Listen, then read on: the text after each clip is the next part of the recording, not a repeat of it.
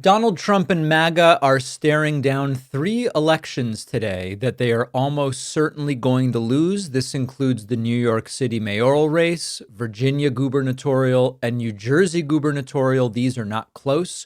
We're also going to look at Prop 50 in California.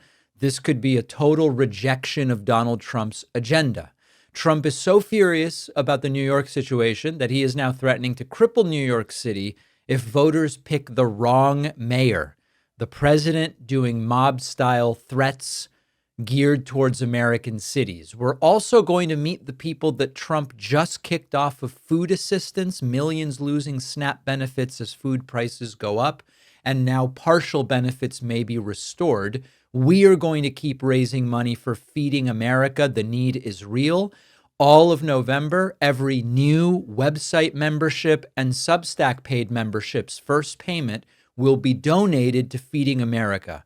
Day one, we got 33 new members. We've raised $1,426 in donations for Feeding America. $1 funds 10 meals. So you all have just raised 14,000 meals for hungry people. Check out joinpakman.com and substack.davidpakman.com. We will also look at CBS caught editing the Donald Trump 60 Minutes interview to protect him, and the DOJ official is now admitting Trump should have been put in jail when they found all of those classified documents at Mar-a-Lago. The mainstream media is finally talking about Donald Trump's swollen eye. What took them so long? What a show today. Let's record this one. It might actually be worth keeping.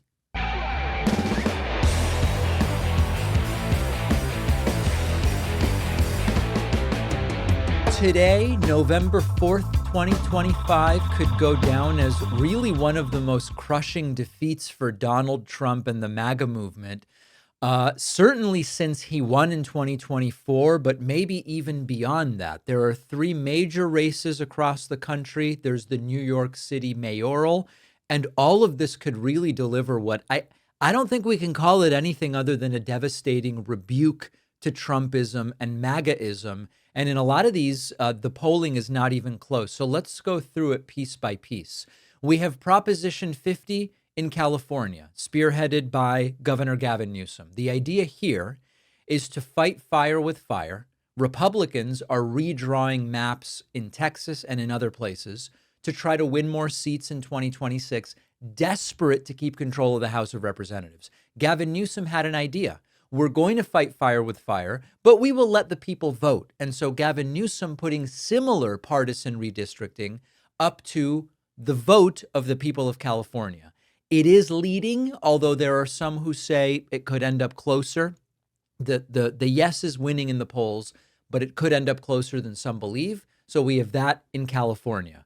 We have the New York City mayoral election, where socialist Democratic candidate Zohran Mamdani is almost certainly going to win. I know that there is discussion of polls tightening, but as you can see here, these are the Kalshi betting markets steadily having Mamdani around 90%. Now, yes, he was a little higher previously and even got above 90 and is down, a fraction of a point, but overwhelmingly seeming like Mamdani is going to win based on the Kalshi betting markets. Polling also shows him leading by roughly 10 in an average of recent polls, and his lead has been double digits for a long time.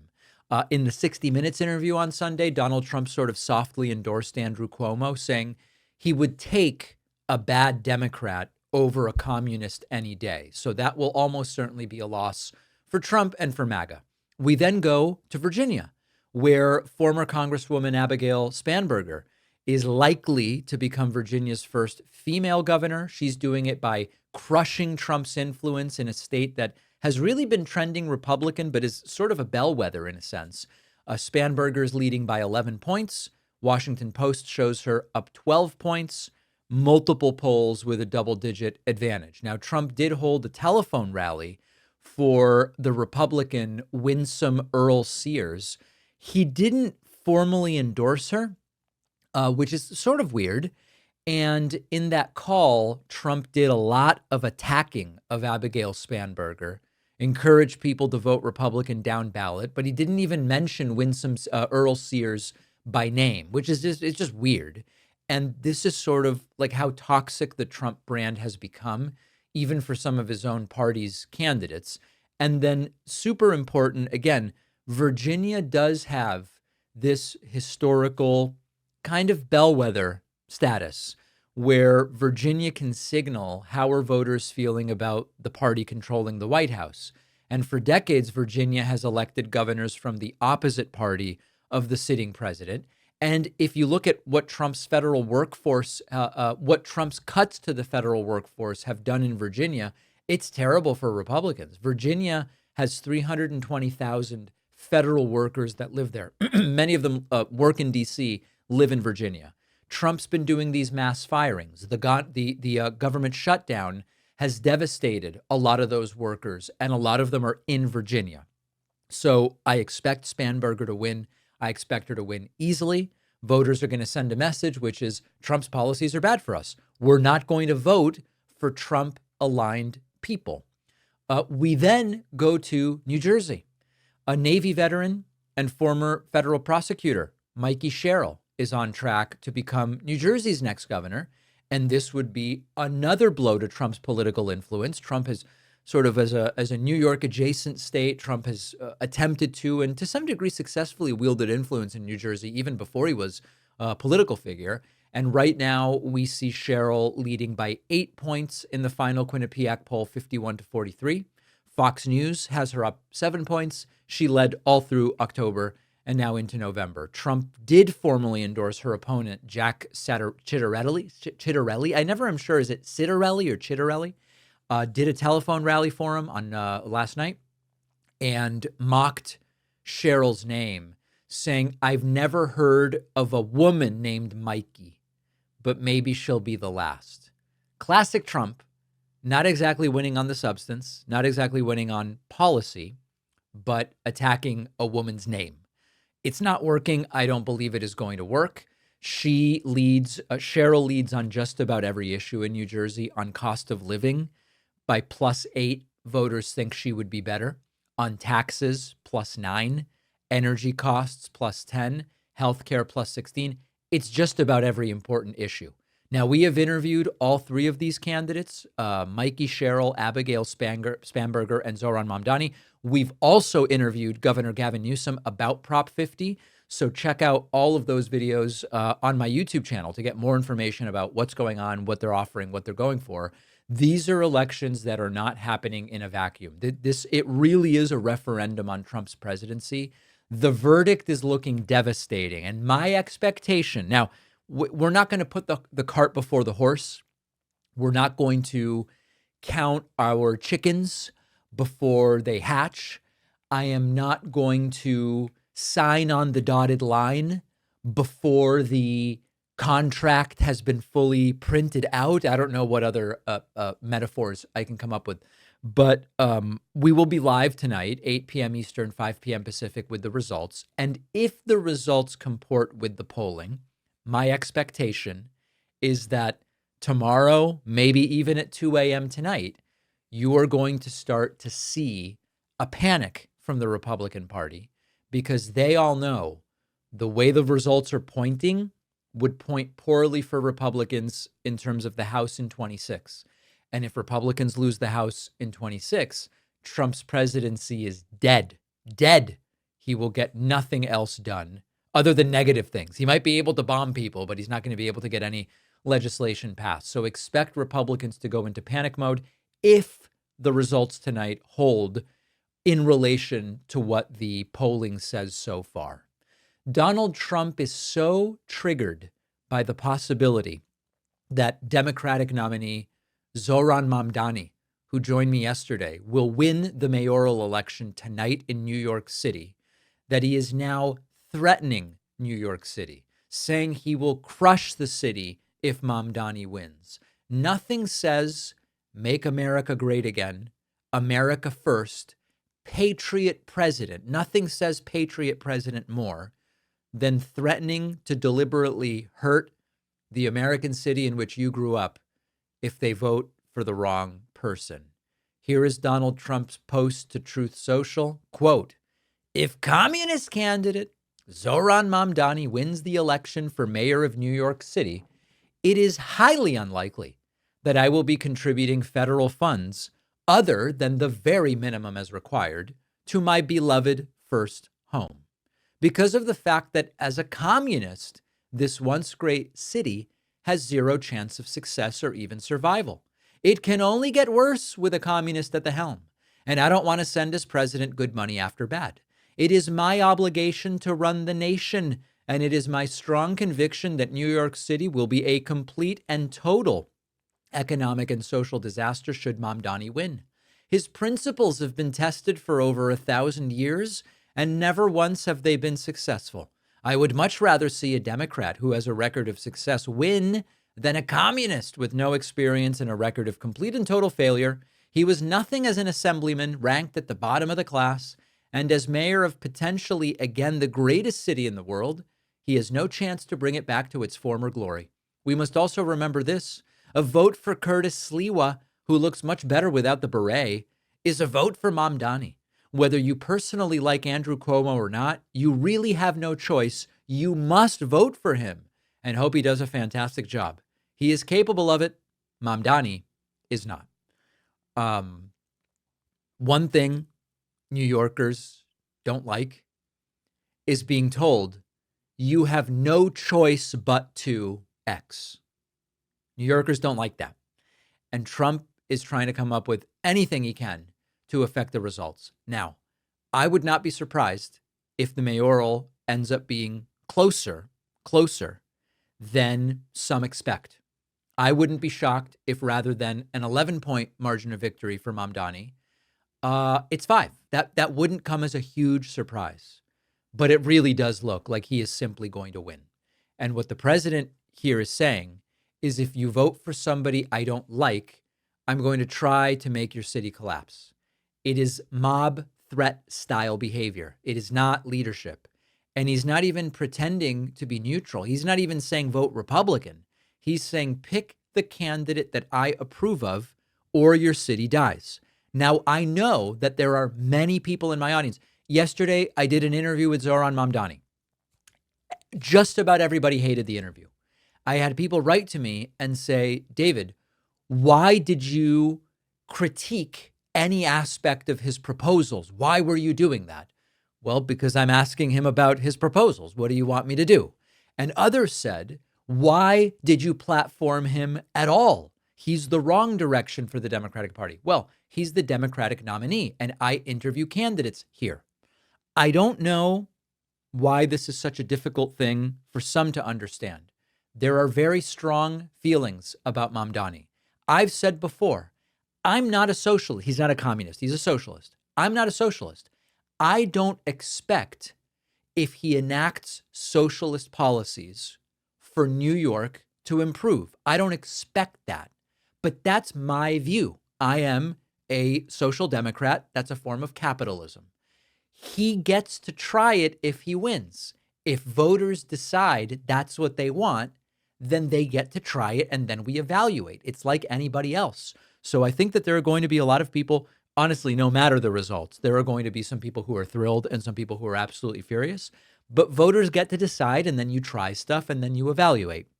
But I will crush your city as president if you vote for the wrong guy. I don't think so. I don't think so. That is a very dangerous direction for the country to go. And I think Trump means it, to be frank. Let me know what you expect. Make sure to like this video and hit the subscribe button. I hope you'll join me tonight starting at 8 Eastern for election results. I love our partnership with Wild Alaskan Company. They do sustainable seafood memberships and bring high quality, wild caught Alaskan seafood right to your door. Every fillet you get is 100% wild, never farmed, sourced from well-managed fisheries in Alaska. You get better flavor and texture, but you're also helping to preserve these ecosystems. They freeze everything at the peak of freshness. It gets to you vacuum sealed. I got a box that had everything from crab, fish fillets, scallops, salmon burgers, which were absolutely delicious. So elevate your meals, support sustainable fishing, and enjoy seafood the way it should be.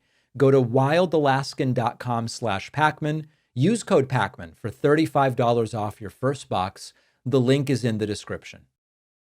The David Pakman Show remains an audience-funded program. This month, we are donating every new member's first payment to Feeding America to try to do something about the growing food insecurity in this country. You can sign up on my website, joinpakman.com. Whether you get a monthly or yearly membership, the first payment will be donated to Feeding America. Every dollar funds 10 meals. We will also donate first payments from Substack premium subscriptions at substack.davidpakman.com. I will get you an update on our progress with the fundraiser a little bit later on in the show.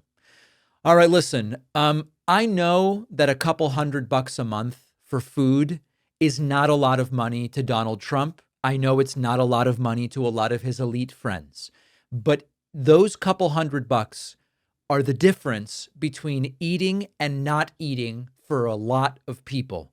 We have examples from News Nation, from CNN, and from other networks of people who receive food stamp benefits explaining how this is going to crush them. Here is an individual whose 44-year-old son has special needs, and this is absolutely crushing what is happening with food stamps. Well, my son Bradley is 44 years old, functions at about a 2-year-old level, requires round-the-clock medical attention, so that lands on me. I'm a single father in my 60s.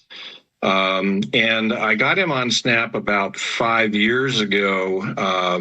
He has a SSI income, and that qualified him for SNAP. SNAP initially gave him about $260 a month, which fed him. That's dropped in the last year to about $120, and now, of course, that's gone. The issue with it is less a matter of the money, how much it is, and more a matter of the security side of it. I could count on that because I have to make up any difference. So now I've got to go out, find additional work to supplement the income because that's not, that money is really needs to be raised. Does that sound like someone who is leeching and defrauding the government? That's someone who depends on this money.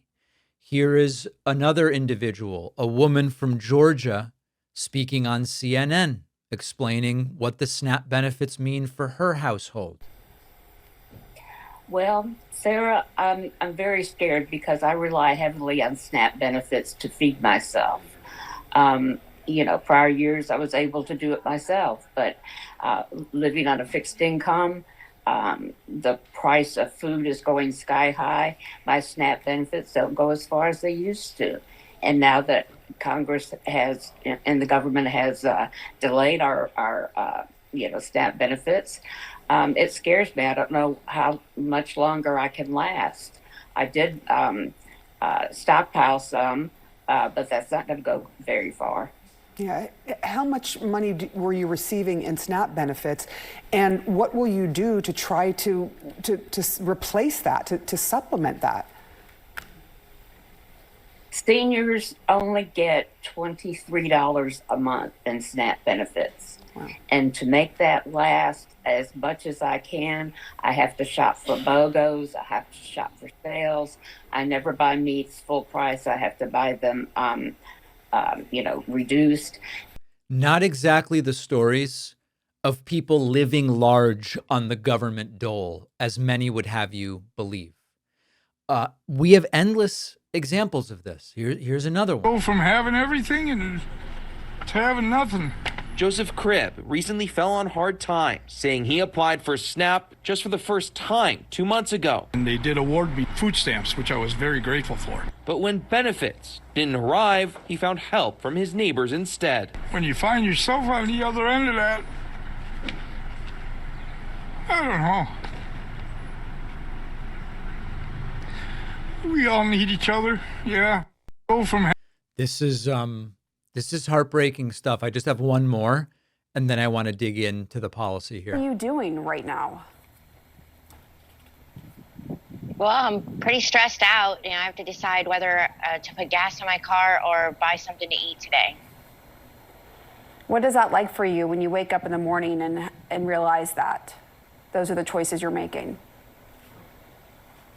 I mean, I just feel like no matter how hard I'm trying to come up in the world, it just doesn't matter. Like, I just keep getting held down. I just need a little leg up. And, I'm 5 years in recovery, and I've gone to school. I've done all of these things, and I'm trying to work, and I'm trying to open a business. And I just need a little more help, and I can't get it. And all right. So listen, I think we get it. These are stories about people who are hungry right now. And if there is going to be any respite, maybe it will come because now it seems as though it's going to take a while, but the federal government is going to try to reinstate half of the benefits. So the elderly woman we heard from, who gets $23 a month, I guess is going to get $11.50, but it's going to take a little while. This is the United States, folks. This is the United States, and this is what is going on. And we've done these stories about how being very wealthy changes your brain on some level. I really don't think someone like Trump can understand or compute how could, on average, $200 a month in benefits be the difference between eating and not eating. That's never been Trump's situation. He's almost 80. And he was born into wealth, and it is inconceivable that someone could be in that situation. Now, a lot of you wrote in saying you want to help. As I've said, the audience is the most powerful part of the show. So once again, what we are doing this month, every new website membership and new Substack paid membership this month, we are donating the entire first payment to Feeding America. Since I announced this 24 hours ago, we're starting 33 new members, $1,426 will be going to Feeding America. $1 funds 10 meals. So in the last 24 hours, you in my audience have funded 14,260 meals. Now, some of you said, I'm already a member. What can I do? No problem. We have a backlog of 3,800 people waiting for free memberships that they can't afford them. If you have a membership, and you go to joinpakman.com, as you check out, there's a button that says this is a gift.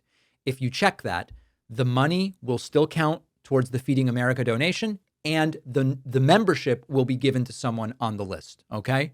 Why Feeding America? Really efficient charity.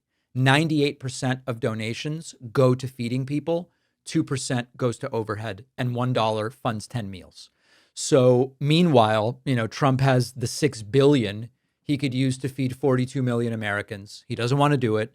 Courts are saying it's illegal. You've got to do it. And now it seems as though they are going to be reinstating half of the benefits. Let's see if that happens. Last year, Donald Trump sued CBS for $20 billion, claiming that they deceptively edited Kamala Harris's interview to make her look better, and that it hurt him and helped her in the campaign. Fast forward to today, November of 2025, and CBS just did the exact same thing, but this time they did it for Trump. CBS has now released the full transcript of Trump's 60 Minutes interview from Sunday. And fascinatingly, there are blockbuster things that were filmed. They're in the transcript, but a bunch of it was left out of the TV broadcast and the extended online version. Some of the stuff was cut only from the TV broadcast, and it is in the online version.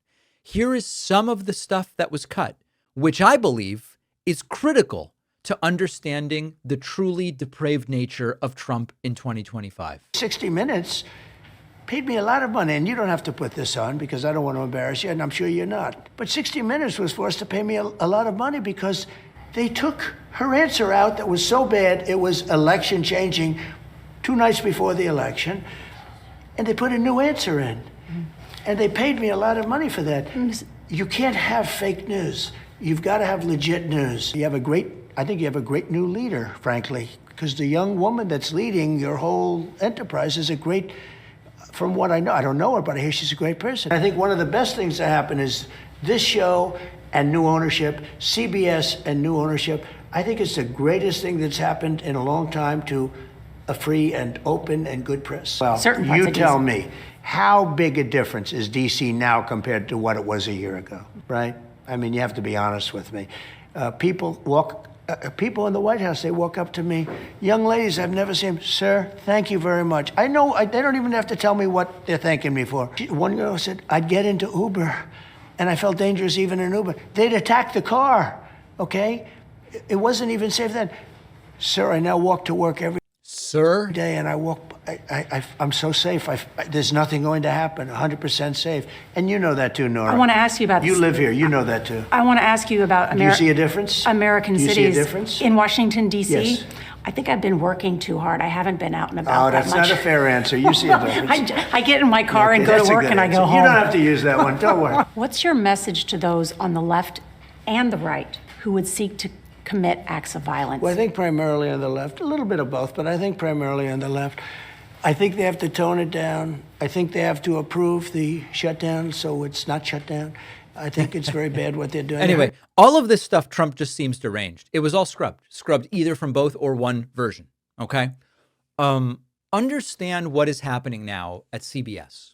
Since the settlement and merger, CBS has totally overhauled.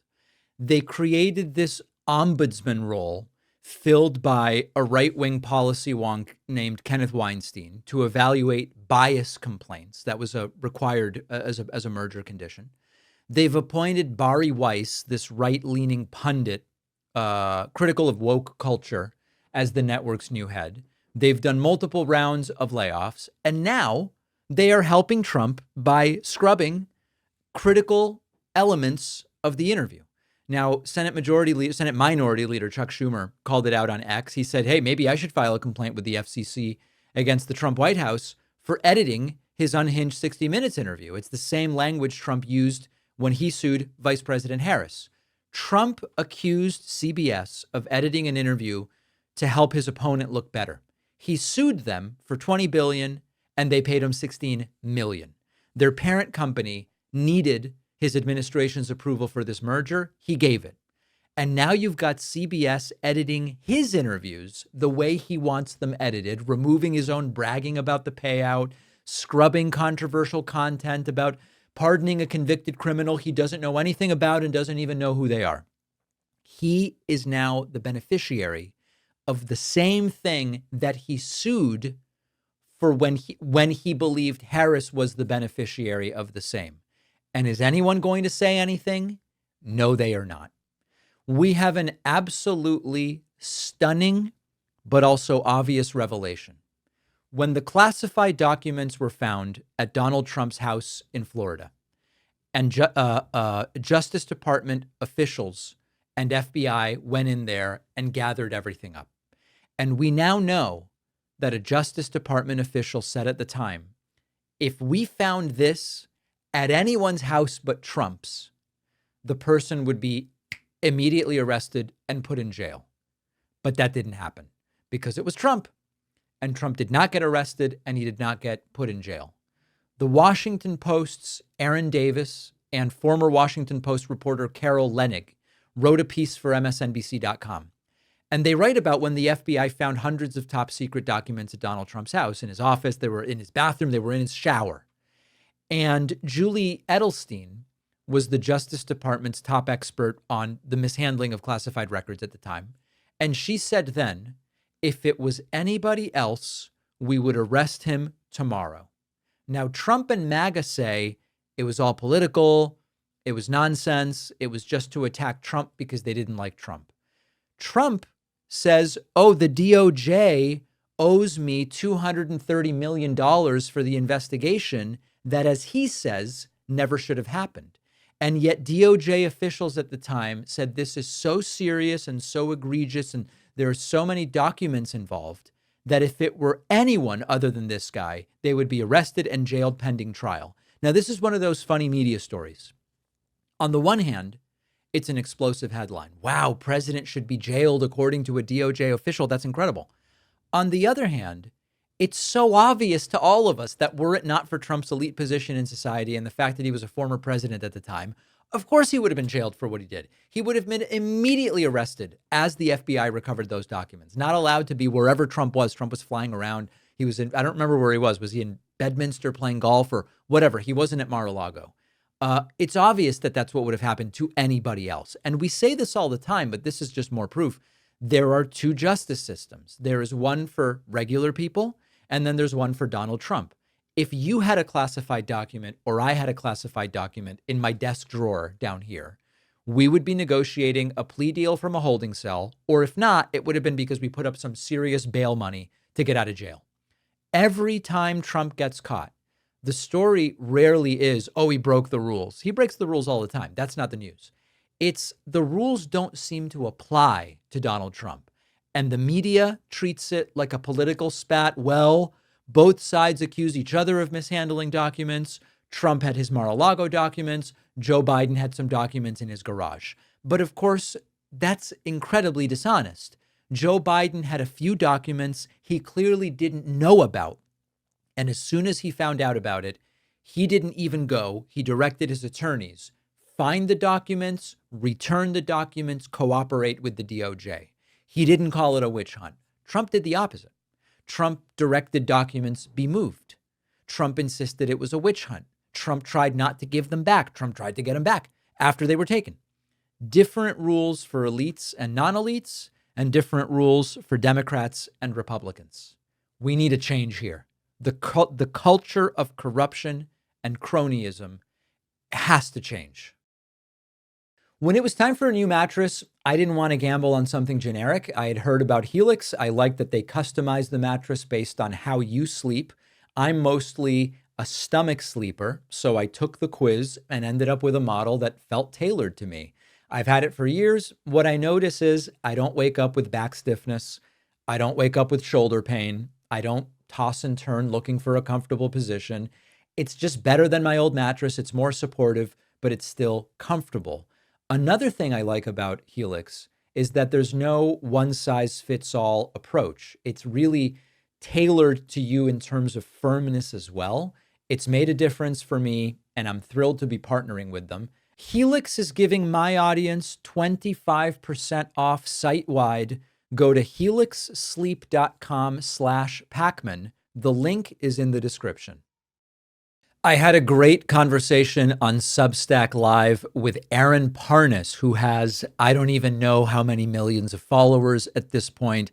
We're going to check it out now. And remember that you can actually watch these live on my Substack, which you can sign up for free at substack.davidpakman.com. It is great to be back on Substack Live with Aaron Parnas, who is rapidly building his followers as quickly as his accolades. Is that fair to say these days, Aaron? I mean, maybe a little bit. Huh?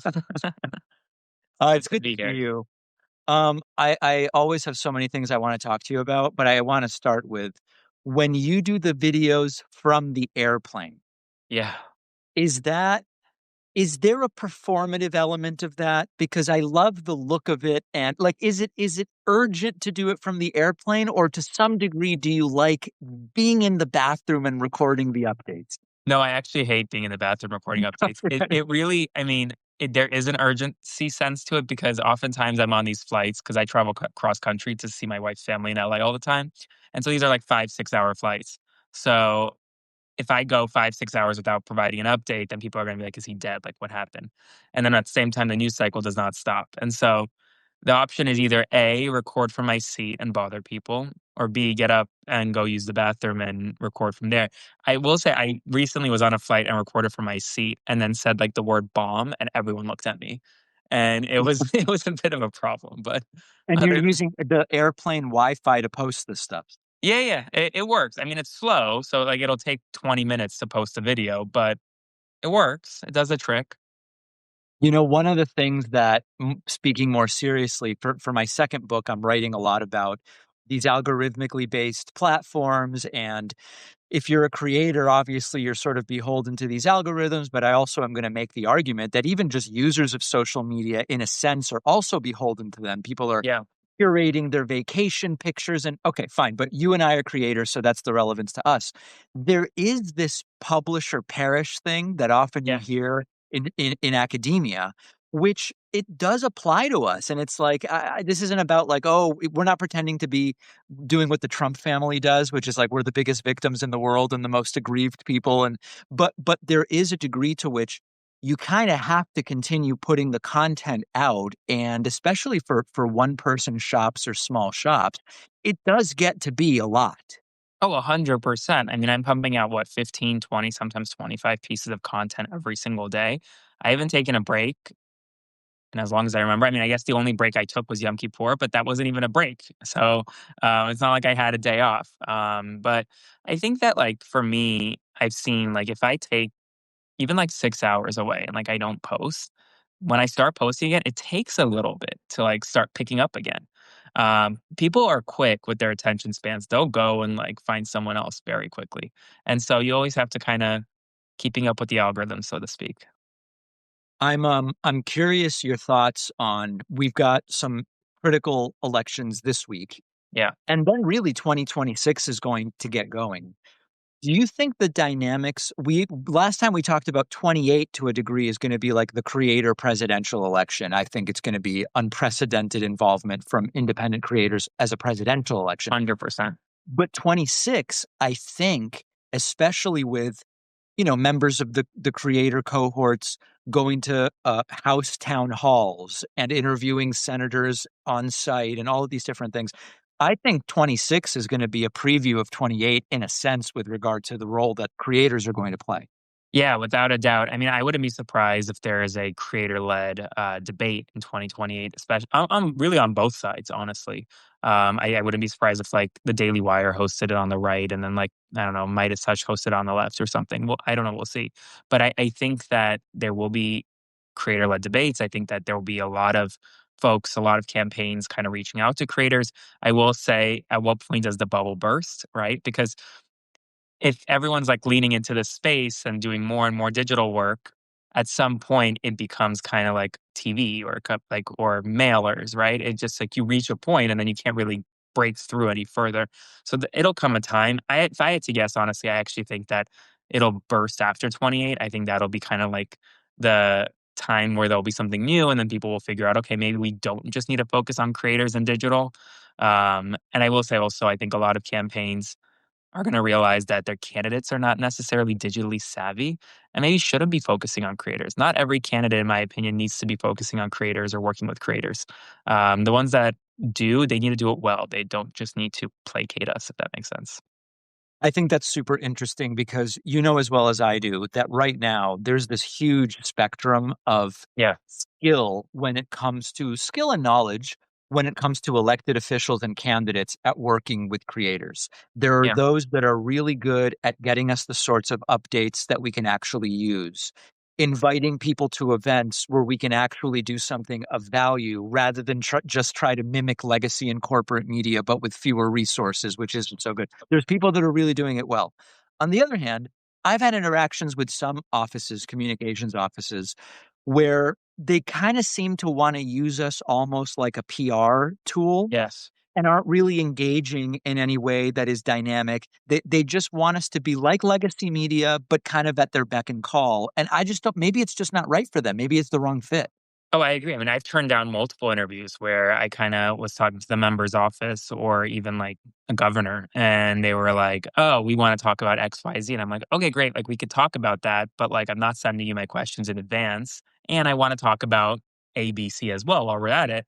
And they were like, no, we're not going to do that. And I was like, okay, well then, no, you're not coming on my show. Like this is not a situation where you get to curate your appearance. You have to treat us like you would going on CNN. No doubt about it. And I think one of the things that sometimes is tough, I think some of the younger comms people get what we do. Yeah. But some of the more traditional comms folks don't understand how can we take that position? Isn't it obviously worth it for us to interview whoever it is? And I think that they don't understand our audiences, because my audience really isn't that interested in me talking to, who, not that seniority is everything, but member of Congress 397 in seniority about an obscure issue relevant only to the audiences. Just don't care either. It's not like we're giving up this incredibly valuable thing. 100%. And that's why I was so upset to see the 60 Minutes interview last night. I thought that was just an example of like where mainstream media is dying and where they're really failing. And the network that was once a network of Cronkite, and to me, it's gone. And at the same time, what I am excited for when you talk about the elections tomorrow and just generally, I am excited for kind of this next generation coming up. I'm excited to see Abigail Spanberger and Mikey Sherrill on the Democratic side. These are like the next generation of Democrats in a way. They came up in 2018. They're newcomers really in the party. Same with Mom Donnie in New York. He is presenting a new vision for the Democratic Party. Love him or hate him, he ran a campaign that a lot of people would be jealous of and should be jealous of. It was a great campaign. And so I think that the old guard's getting pushed out, and I'm excited to see that, truly. One of the funny things, I had Mom Donnie on today, as a number of creators did, I think, in this kind of like last push. And I've been honest with my audience, like, I'm not a socialist. He's a socialist. Cool. We have a significant difference of opinion when it comes to what the economic system should be. Yeah. The globalized, the intifada stuff, it's just not for me. Like, it's just not my thing. But voters get to decide what they want. It's possible that there are Democrats that want that to be the vision, maybe outside of New York. I don't know, right? But it's going to be up for voters to decide that. And certainly I'm not the person. It's not my views must be reflected in every single candidate everywhere. Maybe in Tennessee, Democrats look one way, and in New York City, they look another way. But I think it's going to be very interesting to see whether any of these folks not only can win. It seems that he can win. It's tightened a little, but it seems likely that it's going to be fine for him. Can they get things done that they promised? And then how are voters going to evaluate the job that they do? And I respect the will of the voters to decide what it is they want to try. I mean, listen, I think the Democratic Party needs to get back to its big tent mentality. It's unfortunate, honestly, to me, watching the way the kind of old guard of the party reacted to the Mamdani candidacy, in my opinion. I really think that the failure to coalesce around Mamdani earlier is emblematic of where the party is kind of failing, because I think that you have a Democratic nominee. This is who voters supported. Whether or not you like him, that's your party's nominee. It's time to get on board or get out. That's like, for me, if you had Jack Ciattarelli become the Republican nominee in New Jersey, and Donald Trump and Republicans just saying, yeah, he's too moderate for me. We don't like him. He's not far right enough for me. They don't do that. They don't do that. And so, I mean, listen, I think at the end of the day, Democrats need to get back to this big tent mentality. You can be a Democrat in rural Wisconsin, and you could be a Democrat in West Virginia and win, and you could be a Democrat in New York City and win. And it doesn't matter. You're a big tent party. When it comes to what you see going forward, as far as let's call it the intra-Republican situation, where, I mean, listen, I think for the most part, it's still deferential to Trump in most areas, but you're starting to see these little dots. You've got Marjorie Taylor Greene taking very public issue with some of the things that are going on. You had these 14 Republicans last week who signed on to the letter saying, hey, this approach when it comes to farmers and ranchers, it's just not working. It's bad for them. It's bad for the country.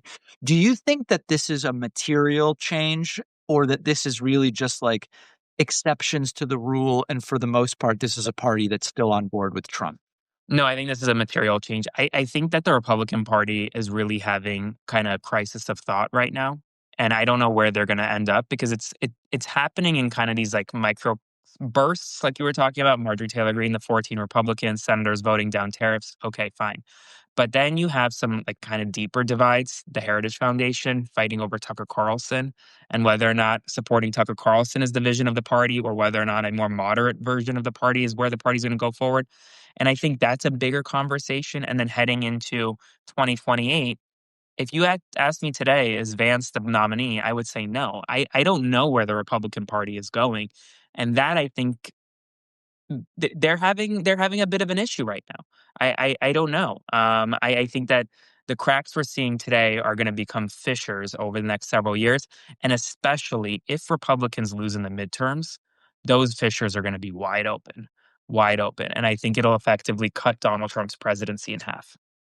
I saw, I want to get to Nick Fuentes, by the way, which some people in the chat are talking about.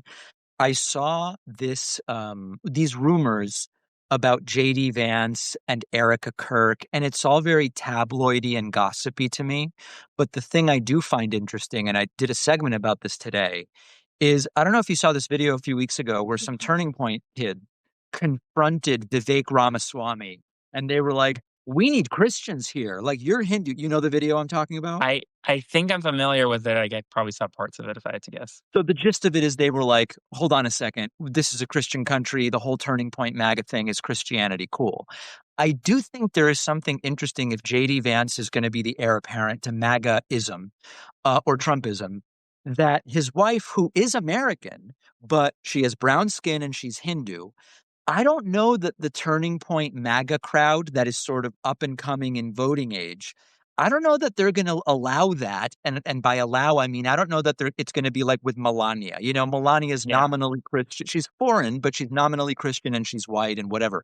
I don't know that the MAGA people are going to go for Usha Vance. Well, I mean, Vance did say that he asked Usha to convert.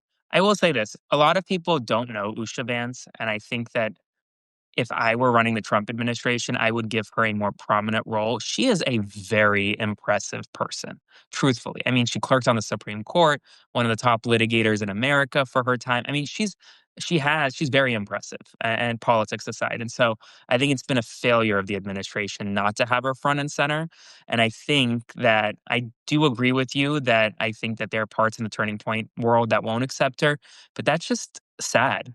Like we shouldn't be talking about people's race and whether that matters electorally, or their religion and whether that matters electorally. It shouldn't matter who she preaches or what she looks like, and that is a problem. Do you think that there is any other natural person? Like, I know that it's so early and things happen, but JD Vance seems like it would be the natural direction that Trump would try to push the party. Is there anyone else? Like, to me, it seems like DeSantis has sort of burned his public standing with Republicans. I don't know. I think Marco Rubio is going to be the nominee. Oh, I'll predict it now. I actually think Marco Rubio will be the nominee, and I think Vance. Here's the thing with the VP. VPs flame out a lot. Being a vice president is not easy because you can't actually put forth your policy positions.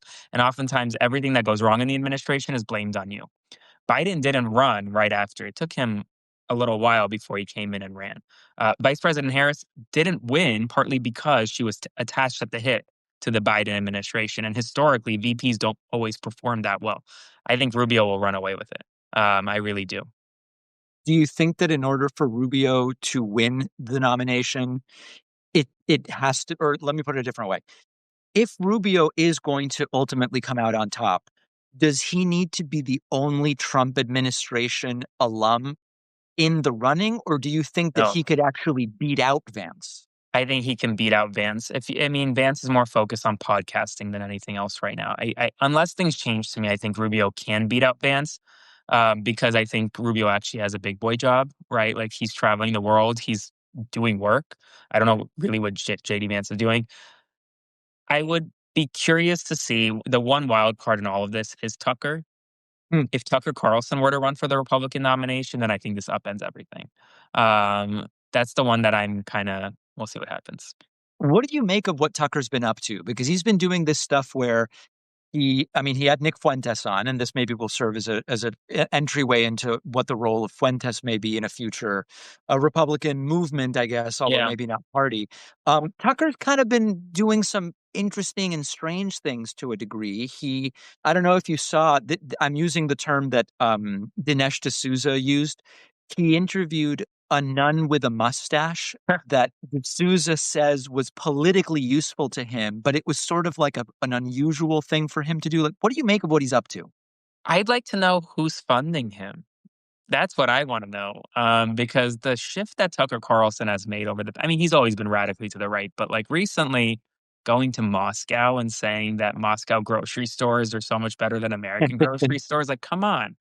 Like, you don't that complete flip. I mean, you would think that, like, I mean, I thought Tucker, for all of his faults, was generally a smart guy. Like, he knew what he was like. He knew the vision he was espousing. But lately, I don't know. I don't know. I want to follow the money. The grocery store thing is so interesting to me because it's a trope of Yeah. friendly media people to authoritarians. And like, I'll give a couple of examples. We've seen it, although they aren't many in number. We've seen it with the defenders of North Korea, who love to go to North Korea and they go to the grocery store. It's basically a movie set. Like, it's not really a grocery store, it's a movie set. Nobody can really afford to shop at these places. Olive oil is the average monthly salary. And that's like a sort of set that we've seen used. Yeah. I've seen it in Venezuela, where there will be people who go to Venezuela, defenders of that regime, and they go, look, we have everything. We've got 10 types of olive oil. The grocery store is empty because nobody who works a Venezuelan job can actually afford to shop in that grocery store. He Right. did that trope. It was very unusual to see. You think that it's just money that explains it? I think money explains it. And I'm not saying, if Tucker, if you're watching, I'm not saying you're funded by Russia. That's not what I'm saying. I'm just saying that there is enough money out there that I think money does a lot to a person. But I also think that, like, Tucker, what he's trying to do is he's trying to change the minds of Americans to kind of back away from this old, like, America hegemony. Um, and it's a very dangerous mentality. I think he's a rogue actor in a lot of ways. And I think that he's trying to kind of corrupt the minds of especially young people in America. So maybe that's also part of it. I don't know. I don't know. So then that gets to the Fuentes thing. Over the last month, Nick Yeah. Fuentes has sort of been welcomed. I don't know that I would say with open arms, but certainly with, I don't know what to call it. He's been welcomed He's to a been degree welcomed. Yes. by figures that might be more associated with the left or the right of the political spectrum, at least historically. And I don't know if all of those figures necessarily know what they're doing and why they're doing it, or if there is some kind of concerted effort to start kind of whitewashing his political views so that maybe they can play a larger role in right-wing politics. What do you make of it?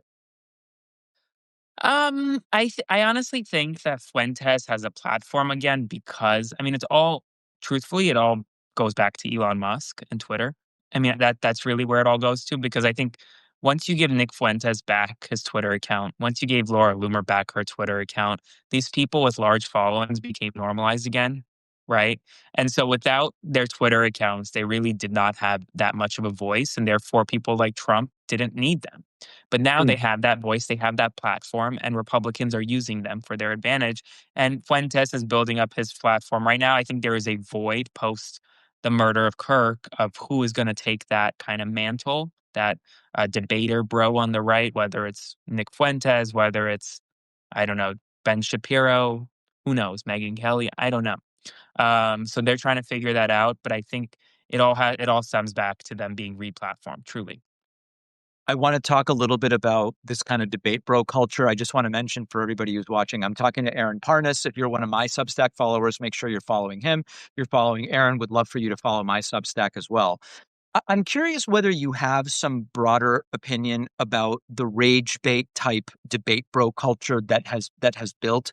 As a little bullet point, I decided after the murder of Kirk not to go forward with a Jubilee surrounded thing that I had been talking about. And just so my audience knows, I never signed anything. Some people were like, David, you bailed on a contract. I didn't have any contract signed. We were having a conversation. I decided I don't think the short-term publicity gain is worth it for me to participate in something that I actually don't really think furthers the movement or my ability to deeply discuss ideas. I don't think people are bad for doing it. A lot of my friends have done it. Cool. But then there's the whole broader culture, these panel shows with 7 people screaming at each other or whatever. What do you think about that movement, that part of the political area that we exist in? What are your thoughts? You're going to get me in trouble because I'm friends with some of the ones on the left. No, I mean, truthfully, I think that the debate bro culture is a cancer in our political system. I really do think it is. I don't think, unfortunately, many debate bros on both sides. They've never knocked a door in their life. They've never actually done something to help further a cause on the ground. And I mean, there are some who have, right? But not, I'm saying this as a more kind of generalization. And I think that when you use your platform to bait others into political argument, you're dividing the country more than you're uniting them. And I really think that right now, the American people really deserve kind of to be united. The American people deserve people who will unite them. And that whole culture does the complete opposite. So and yeah, I mean, like someone says, have they had a real job? I don't know that they've had a real job in their life. Some of them probably haven't. And that is also a problem. Like I think that it when we have big platforms, it's up to all of us to use them responsibly. And rage baiting, using AI, spreading misinformation, using clickbait headlines, which sometimes you have to do. I think it's all kind of part of the same problem of like, you're just doing a disservice to the country as a whole. For people who are familiar with Aaron, you may know he's a former Republican. And you also may remember that I interviewed Aaron's dad, Lev Parnas, who played a major role in the entire Trump-Biden-Ukraine situation. I'm curious, Aaron, the Republican Party you left, does what's going on today with MAGA even remotely resemble that? Was it already starting to become MAGA-ized, or do you not even recognize your old party? Oh, Lord. I was a Republican when I was like 16 years old. So that was 10 years ago now, almost more than 10 years ago. It's been a long time. I think for me, the party of then and the party of now, I mean, everything you're hearing publicly now, they were saying privately then. I think that's the only difference, right? I don't think things have changed radically, but I will say like everything you hear publicly from people like Stephen Miller, they were saying things like that behind the scenes. The racism, the homophobia, the anti-immigrant bias. I mean, all of that existed back then. And I was a Republican not because I believed in it, but because I grew up in a Republican household. That's primarily the only reason why. And so when I had my political awakening and kind of changed parties and stuff, I really realized that the party that I was once a part of, in name only, I guess I was a rhino, as you can say, wasn't necessarily. I mean, it wasn't what I supported. But yeah, I will say I think everything you hear now is, I mean, it's the same party. It's just they're more open and willing to talk about it. Yeah, that kind of to kind of circle back on the effect of Trumpism. I've thought, and I think I still believe this, although maybe the last few months have changed my view on this a little bit. I've thought since Trump came onto the political scene, he didn't really create racists and xenophobes and the entire thing. I think that he disinhibited them by creating an environment where the stakes or the risk of publicly saying some of this stuff was diminished. And to a degree, on platforms like Twitter, it's actually welcomed. And so I've thought that I think that's a version of what you're saying, which is that the effect of Trump was not necessarily changing some of these views, but allowing these people to coalesce and to realize, hey, we're going to start saying some of this stuff. 100%. I mean, that's what it was. He normalized this. There's a reason why hate crimes shot up after Trump was elected, because that ideology was always around. People were always racist, right? Racism was there. They didn't feel comfortable acting on it until he was elected. That's the difference. All right. We've been speaking with Aaron Parnas. Follow him on any platform. He is on any and all platforms. Subscribe to David's Substack as well. And go check out David's YouTube because I'm a big fan. Aaron, always good to see you. Keep it up, and we'll see you soon. All right. Take care. I'll see you later this week. Okay. See ya. Take care. A pending Supreme Court case could strip our Fourth Amendment rights and allow immigration agents to come into our homes for any reason, no probable cause needed, all while Republicans try to twist things so that you think this is all great for America. This should be the biggest story in the U.S. right now, but it's almost impossible to keep up with the millions of moves that Trump is making every single day. That's why Ground News exists. Ground News is an app and website that exposes the blind spots and spin before it takes control of our opinions. Ground News is the smarter, more reliable way to stay informed when MAGA is banking on us getting distracted. I'm partnering up with Ground News to give you 40% off the same Vantage plan that I use. So you'll pay only $5 a month for all of their premium features. Just go to ground.news/Pakman or use the code Pakman in the app when you sign up. The link is in the description or scan the QR code. MAGA and Donald Trump just got brutal news. It's not from Democrats. It's not from the deep state. It's not from some shadowy group plotting against Trump. The bad news that Trump and MAGA just got is from voters. This is regular people. Polling reveals 61% of voters believe that Trump has made the economy worse. We are seeing it broken down based on education, based on race, based on income. The numbers are terrible. Here is a little report from CNN based on this new data. This is broken down by key demographics. Independents, 67, so 2/3 of independents think that Trump has made the economy worse. Those younger voters that David talked about, almost 2/3 as well. People of color, almost 3/4. Non-college voters, which is a key part of his coalition, very high. Also, and same with when you look at people making less than $50,000 a year. Look, it seems we've finally come upon something that most Americans agree upon, and that is a central theme of Trump's winning message a year ago, I will bring costs down, just simply has not happened. And when you add to the rest of just the chaotic year, voters do not see the president's policies and actions, although there are many of them, affecting their lives in a positive way. As I've been talking to voters in New Jersey and Virginia over the past few weeks, I mean, it's the independent voters who really come alive here.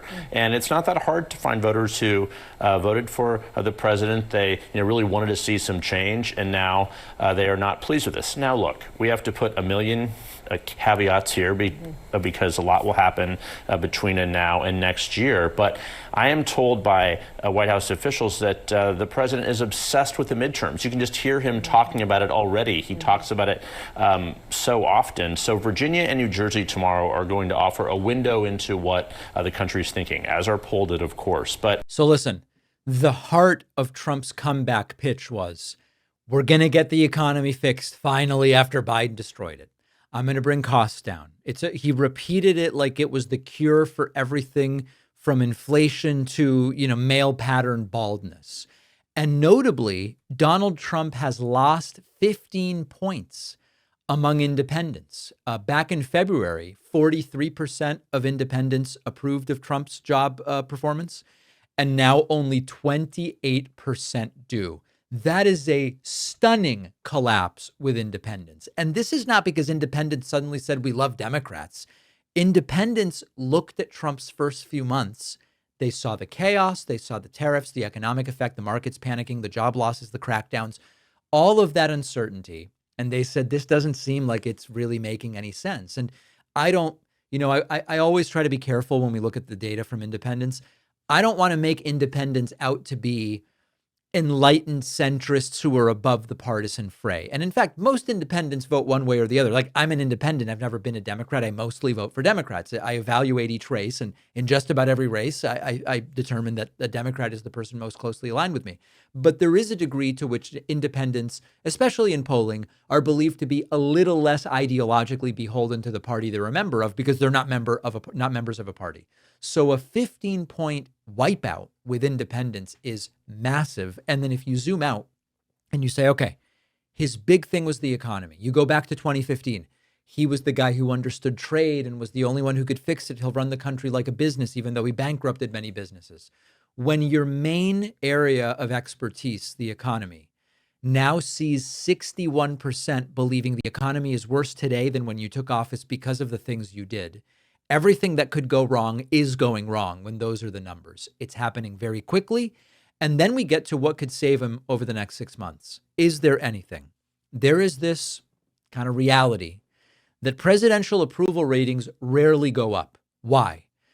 When a president comes into power, they have some approval rating, which usually includes everybody who voted for him and some portion of the people that didn't vote for him but want him to do well.